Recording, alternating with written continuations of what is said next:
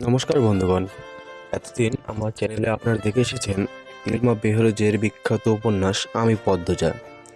তো আগে আমি যে পর্বগুলো দেখিয়েছি সেগুলো ছিল 1, 2, 3, 4, 5। এই 5টি পর্ব আমি আগের ভিডিওতেই দেখিয়েছি। আজকে আমি নিয়ে এসেছি 6 নম্বর পর্ব। তো চলো বেশি কথা না বাড়িয়ে শুরু করি। রাতে ঝড় এসেছিল। লাহোরি ঘরের পিছনে তৈরি পথ বন্ধ হয়ে গেছে গাছের ভাঙ্গা ডালপালা দিয়ে। মোর্শেদ রাতে বাড়ি ফেরেননি। হেমলতার একার পক্ষে সম্ভব নয় পথ খালি করার। তাই পদ্মজা, পূর্ণা, প্রেমা স্কুল থেকে বাড়ির সামনে দিয়ে ফিরছিল। উঠোনে শুটিং দলের সবাই ছিল। পদ্মজা মাথা নত হয়ে থেমে থেমে কাঁপতে থাকে। পথ শেষই হচ্ছে না। মাথায় ঘোমটা টানা। অনেকের নজরে পদ্মজা চলে আসলো। মিলন নামে একজন পূর্ণাকে ডাকলো, এই পূর্ণা। পূর্ণা দাঁড়ালো, সাথে পদ্মজা।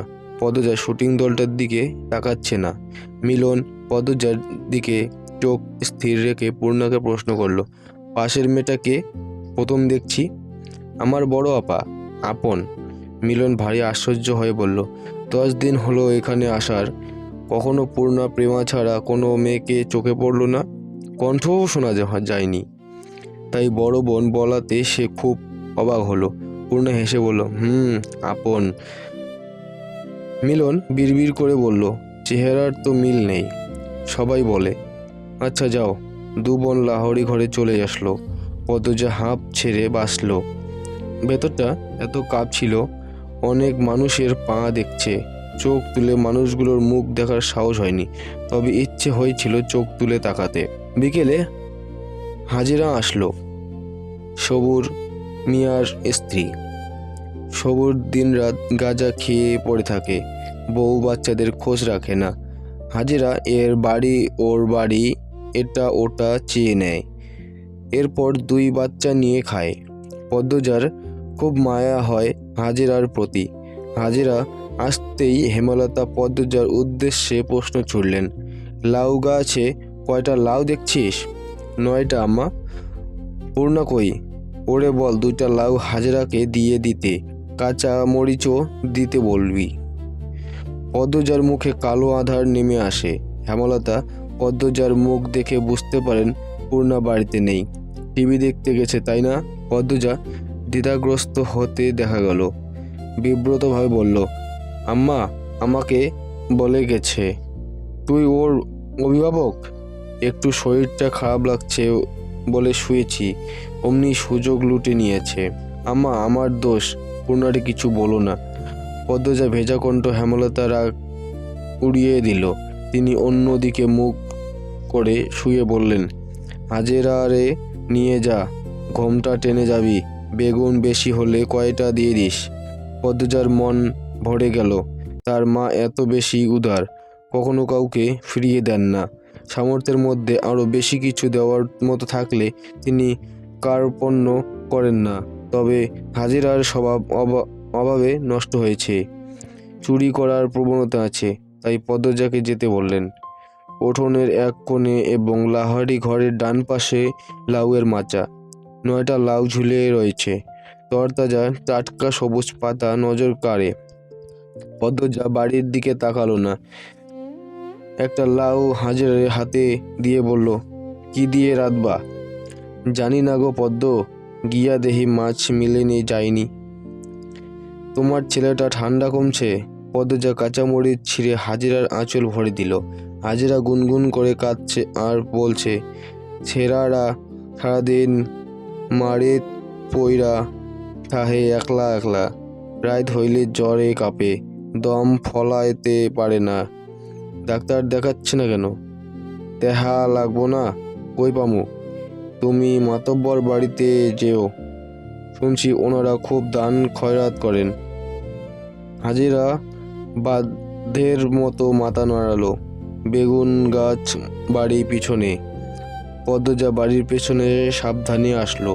মনে মনে ভাবছে, হাজিরার ছেলে সুস্থই আছে, সকালে সে দেখছে।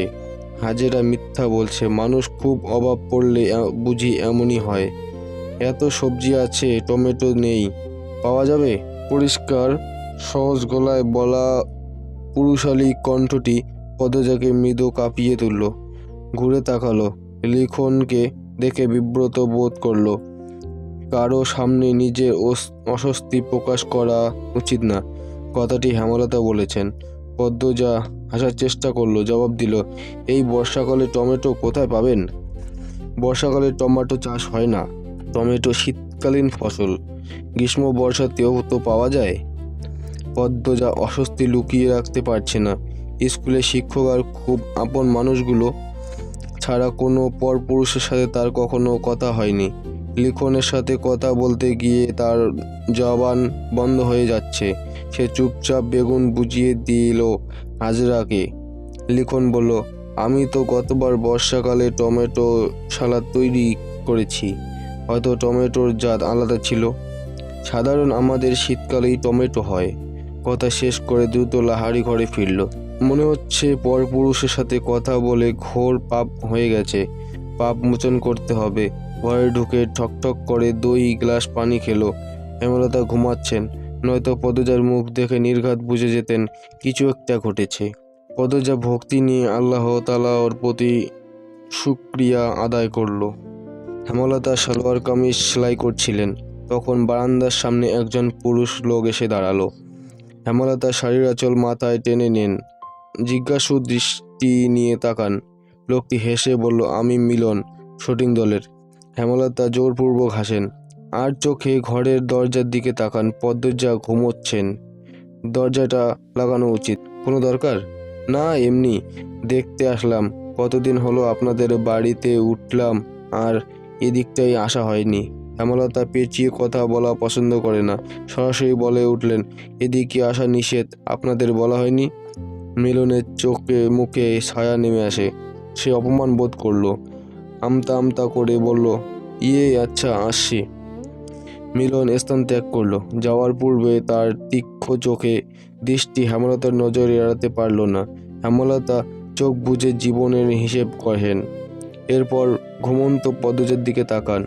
পূর্ণার চেয়ে পদ্মজার বেশি আগ্রহ শুটিং দেখার। টিনের ছিদ্র আরও 2টো করেছে।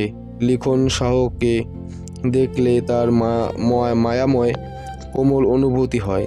এই অনুভূতির নাম সে জানে না। শুটিংয়ে লিখন শাহ কত ভালোবাসেন চিত্রা দেবীকে। পদ্মজা দেখতে খুব ভালো লাগে। পূর্ণা তেলের বোতল নিয়ে বলল, আপা, তেল দিয়ে দাও না। শোনাবন, একটু দাঁড়া। পদ্মজার ছিদ্র দিয়ে লিখন শাহর হাসি, কথা বলার ভঙ্গি দেখছে, লজ্জাও পাচ্ছে খুব। সময়টা থামিয়ে দিতে ইচ্ছে হচ্ছে। এই আপা, পরেও তো দেখতে পারবা, দিয়ে দাও না। আর একটু, শুটিং শুরু হয়েছে একটু। পূর্ণা বিরক্তিতে রাগ হয় খুব, কিন্তু সে তার আপাকে কিছু বলবে না। তার সব ইচ্ছের সঙ্গী, সব গোপন কথার সাক্ষী তার আপা। সে তার আপাকে খুব ভালোবাসে। মাঝে মাঝে মনে হয় মায়ের চেয়েও বেশি বোধহয় সে তার আপাকেই ভালোবাসে, বা হয়তো না। পদ্মজা মিটি হাসছে। পূর্ণা তেল রেখে ছিদ্র দিয়ে উকি দিল। না, তার এখন ভালো লাগছে না এসব দেখতে। চোখ সরিয়ে নিল। কি রে পদ্ম, কি দেখছিস? হেমলতার কণ্ঠ শুনে পদ্মজা চমকে উঠল, আরক্ত হয়ে উঠল। ডাকাতি করতে গিয়ে বাড়ির মালিকের কাছে ধরা পড়লে যেমন অনুভূতি হয়, তেমন অনুভূতি হচ্ছে পদ্মজার, বা আরও ভয়ঙ্কর অনুভূতি। হেমলতার দৃষ্টি ছিদ্রের দিকে, টিনের ছিদ্রে গেল। সাথে সাথে পদ্মজা অনুভব করলো তার পায়ের নিচে মাটি কাঁপছে। পূর্ণা ভয়ার্ত চোখে একবার মাকে একবার বোনকে দেখছে। ছিদ্রে শুরু তো সে। ঠিক আছে বন্ধুগণ, আজকের পর্ব এইটুকুই। তো দেখা হচ্ছে নেক্সট পর্বে। ততক্ষণ সাথে থাকবেন, ভালো থাকবেন, সুস্থ থাকবেন। টাটা।